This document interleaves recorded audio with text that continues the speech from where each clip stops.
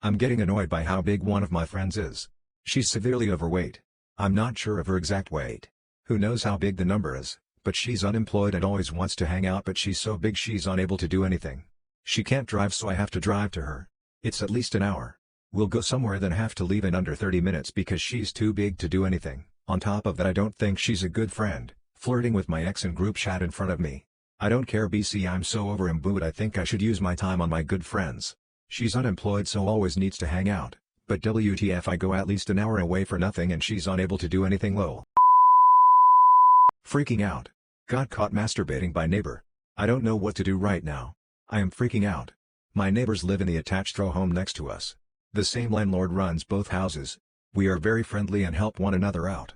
Since we are in a city where packages get stolen quick, we always grab them for one another. It got to the point where they gave us a key to pick up packages of ours they grab for us when they are out. We reciprocated the favor. When I got to their house, I text to confirm they are or are not there. And even then I still knock before entering. Here's where shit gets bad.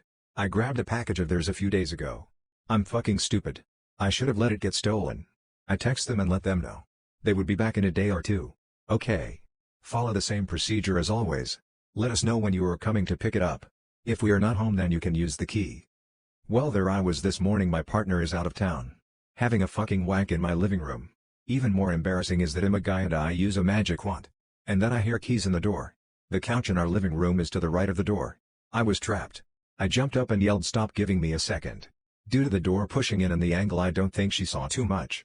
Probably just my naked legs at most, nothing more. It would probably be impossible to more than that. God, I fucking hope not.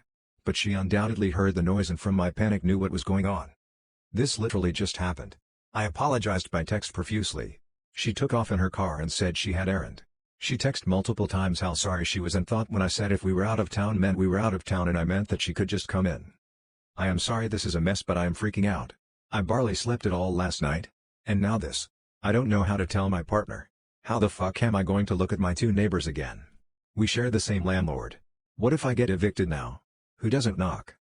I am so sorry for this wall of text and rambling, but as I said, I am running on zero sleep and this just happened around 11 and I am freaking out.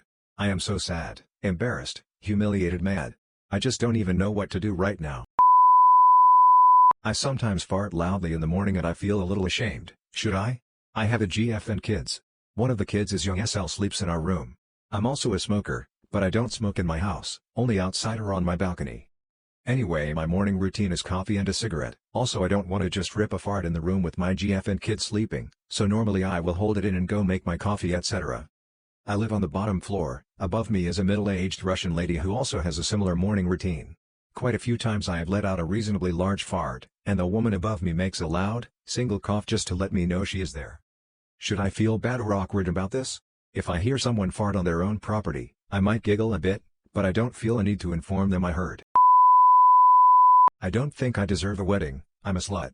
So I, female 29, had been with my now fiancé for 3 years and I come from a Middle Eastern country where sex before marriage can get you killed by your own family. However, it just happened. Now the wedding is closing in and beside being an introvert, I came to think that I don't deserve a wedding. All the couples I see on their wedding nights are so full of that look, the look of getting a reward for waiting so long. And I don't have that feeling and I don't think I can fake it. My mom and aunts are buying me all of those lingerie and clothes and making teasing jokes about that night and I can hardly smile for I have already had that night. The guilt feeling is overwhelming and is getting bigger the more we approach that day. I don't feel like a bride. I'm slacking on finding a dress and getting all the facials and stuff every girl does before wedding, and honestly I just want to finish the religious ceremony and go home with him and get it over with. $2,254.04 spent on OnlyFans and cam models. Today I tallied up all the money I've spent. I can't tell you how disgusted I am with myself. It all started Jan of last year when a girl I had a crush on in high school started an OnlyFans and promoted it on Insta. I'd always thought paying for this was stupid and for losers, but I really wanted to see her undressed exclusively, so I subbed. It felt like a dream come true seeing my high school crush butt naked. My brain wanted more exclusive stuff. After my first sub I started going down the rabbit hole. Soon I started subbing to girls my HS crush collab with. I wouldn't even talk to the girls I subbed to, I would simply pay for the sub, see them, finish, then delete my account. Only to reactive my account shortly after and sub to another account, rinse and repeat. I tried to tell myself I would quit. I was aware this was not healthy, but I was hooked. My brain had been rewired into thinking paying for it is okay. I'd venture out looking for OnlyFans accounts to subscribe to on Twitter, TikTok, Reddit, Twitch streams, Insta, Snapchat. I really lost myself. I couldn't control this bad habit. I don't have much going for myself, which is likely how I end up falling for these bad habits of mine.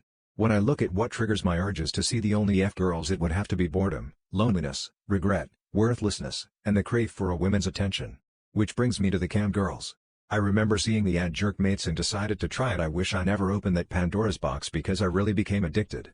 I'd pay $5 to $10 a minute just to FaceTime with a cam model and finish in front of them. There was one cam model that really was nice to me by calling my handsome, telling me she loved me. Didn't take long for me to develop feelings for her and spend a lot of money on her. I just couldn't help myself from this. It's like I was in a trance. Long story short, I've been keeping all this in. No one in my life knows this about me. If only my family and friends knew the kind of man I am. Spending this amount of money on online stuff, they would all turn their backs on me. I've made such a mess of my life. I want to change, be a better man. Control myself. This is no way to live. I know it because I am miserable inside.